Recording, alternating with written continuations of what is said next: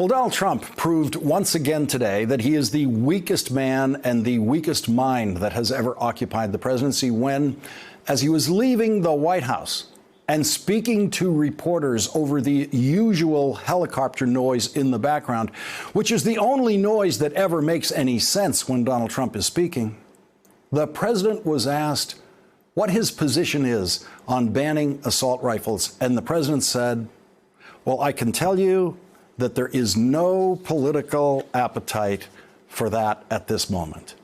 And then a lot of Trump gibberish followed after that. But the weakest president in history never said what his position is. The man who ran for office lying to his voters that he was the only one who could actually get things done in Washington basically said there is nothing that he can do if Republicans don't want to do anything. He couldn't possibly lead them, even though that's in his job description as the leader of the Republican Party. And of course, Donald Trump was lying when he said there was no political appetite for banning assault rifles. A new poll out today shows overwhelming political support for banning assault weapons, 70% support. Donald Trump then went on his photo op tour of Dayton, Ohio, and El Paso, Texas. He did it the way a dictator would do it, exactly the way Vladimir Putin would do it. He did not allow any members of the news media to actually see what he was doing in Dayton or in El Paso. And so we have nothing to report to you about what President Trump did or said when he visited hospitals in Dayton and El Paso. We have only White House propaganda video. Any of the video you've seen of that stuff has all been delivered by the White House. We will not deliver that propaganda video to you. The White House has already used video shot at government expense for a campaign commercial that Donald Trump released on Twitter today, showing the propaganda video of his visit to Dayton, Ohio. And so all the evidence delivered by the Trump team suggests that these were campaign stops today. They were not consoling visits by a sympathetic president who is grieving with the people who have suffered such devastating losses. The president took one question from one reporter in El Paso. It was an empty exchange, as usual, not worth listening to, as usual.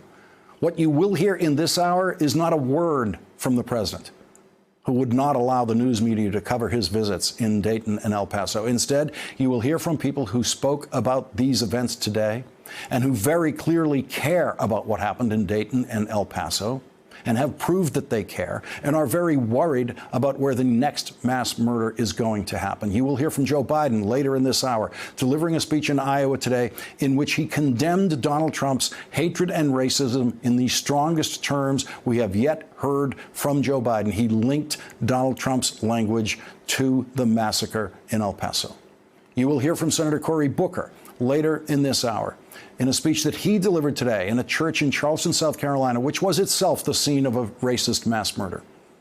You will hear both Joe Biden and Cory Booker speak not so much as presidential candidates, because they barely referred to their candidacies at all, but as moralists appealing to the conscience of most Americans who have always rejected everything about Donald Trump and Trumpism and the racism that was the founding principle of Trumpism, the Trump lie about President Obama's birth certificate. That's how Trumpism was born, in the muck of that racism. You will hear from people in El Paso who have been devastated by what has come to their hometown. But you will not be hearing the voice of Donald Trump, because Donald Trump is unable to deliver a single sentence that is in any way appropriate to what happened in Dayton and El Paso. He did not say one serious or true thing today that is worth reporting here tonight. Just before Donald Trump landed in El Paso today, Beto O'Rourke spoke to an audience in his hometown about the heroes in El Paso who went to work trying to save the lives of people shot by a mass murderer who believes every word Donald Trump has told him about Mexican Americans and about people who someday hope to become Mexican Americans, people who hope to enter our country at the southern border. Beto O'Rourke talked about El Paso heroes who rushed into action after a mass murderer who thinks exactly like Donald Trump drove hundreds of miles to come to El Paso to kill as many people as he could. We had a chance to thank the doctors and the surgeons and the nurses and the cleaning staff. The nurses told us as they wheeled these victims into the trauma bay, blood everywhere. They'd wheel one patient out, that cleaning staff would come in like a NASCAR pit crew and clean that bay down so it was clean for the next patient to come in so they could save somebody else's life. Every single one of them in that hospital, and they did the same thing at University Medical Center, doing all that they could for their fellow El Pasoans, for their fellow Huarenses, for their fellow human beings, and they saved their lives. And one of those surgeons, Dr. Smith, said, this is one of those moments that either destroys your faith in humanity or restores your faith in humanity. El Paso chooses to restore our faith in humanity, in one another, and in this country. The doctors and the nurses, of course, will never be thanked enough, but that's not why they do it. They do it because of a duty that comes from the heart, a duty that Donald Trump could never understand. Congresswoman Veronica Escobar, who is Beto O'Rourke's successor in the House of Representatives, refused to join the President of the United States on his visit to her city of El Paso today because he has not apologized for the things he has said about the 22 people who were murdered and the 26 people who were wounded in El Paso. And no, Donald Trump has never talked about those people individually before they were murdered, and he has never talked about them individually since they were murdered. But they are precisely the people who Donald Trump has been talking about relentlessly in his rants about the southern border. We will have a lot of work to do that is not just about repairing the body, but also about repairing the mind and the soul. And we have to be strong and united in that journey, that very difficult journey that lies ahead. And in this moment, someone is visiting that I felt it was important that we come together and not focus on the visitor, but focus on El Paso. And let me tell you why this moment is so important, not just for this community, but for this country. There have been words that have been used to dehumanize all of us, our brothers, our sisters, our friends, our family, our communities. There have been words that have been powerful and painful and full of hate and full of bigotry and full of racism. And those words are still out there. And until all of us demand that those words be taken back, we will not stop. We will not stop resisting the hate, resisting the bigotry, resisting the racism. Leading off our discussion tonight from El Paso, Richard Parker, the author of Lone Star Nation, How Texas Will Transform America, and Ana Maria Hinojosa, anchor and executive producer of the public radio show Latino USA. And Richard and Maria, as you know, the conceit of shows like this is that the person sitting here knows what we should be talking about and asks questions that direct the conversation. But that's not how I want to begin tonight. Richard Parker, I'd just like you to tell us what you think we should be thinking about tonight at this hour. Just two things. One, after every mass shooting, there's this cycle of grief that people go through. And that's happened here. There's been fear, there's been anxiety, but what I have seen and listened to in the last few days is an increasing amount of anger, frankly. The political objectives of this racially motivated mass murder, this massacre, which is what it was, are crystal clear to everybody. And the president's stirring of this toxic soup is too. He doesn't fool anybody. But the second thing, too, is I think that the president seemed very small today. He seemed like a very small man on the verge of disappearing. The crowds here were swelling. The people who lined his motorcade route didn't really want him there based on their signs. His supporters were largely invisible today.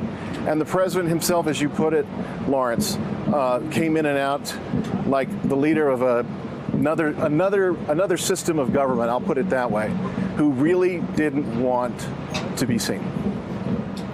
Maria, what is on your mind tonight in El Paso?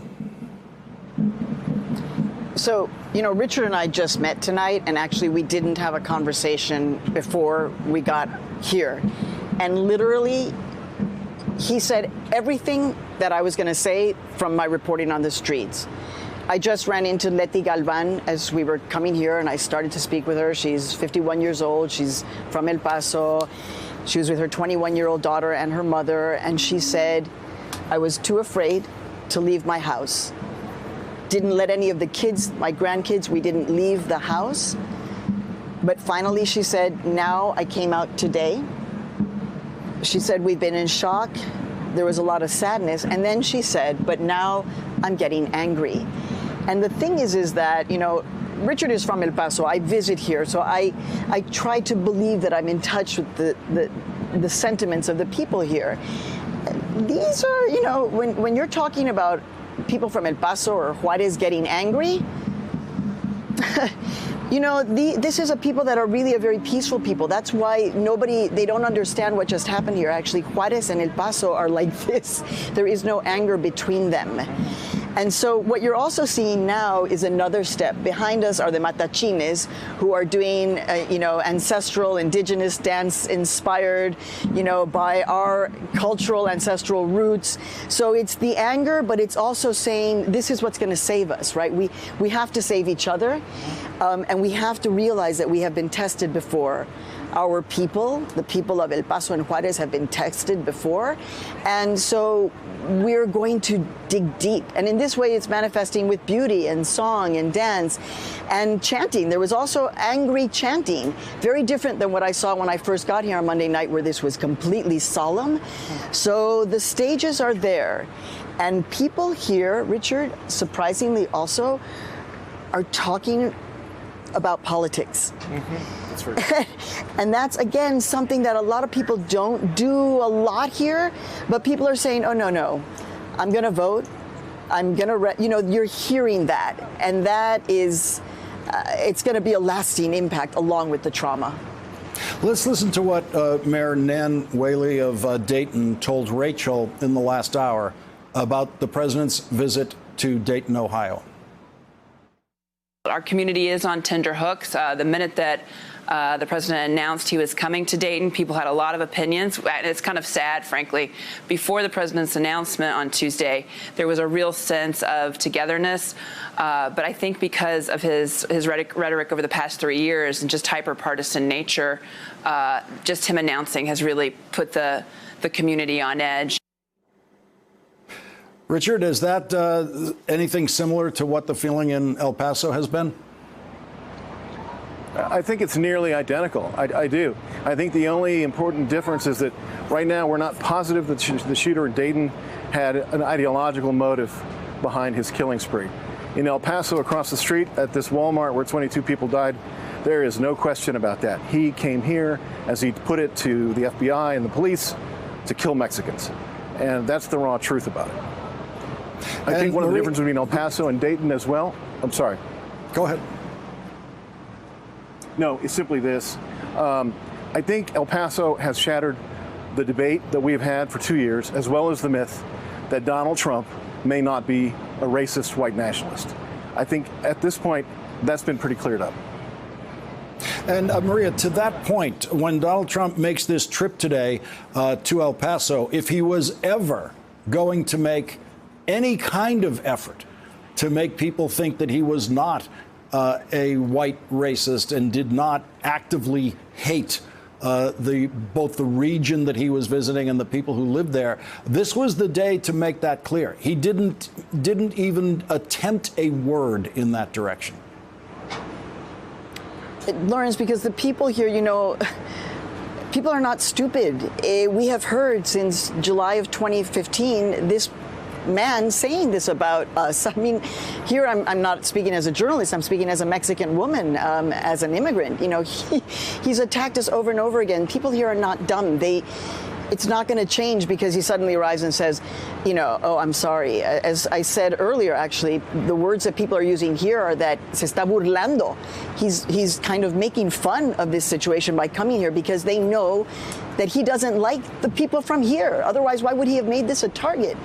You know, the other thing that people are saying, Lawrence, is there was a massive ICE raid in Mississippi today.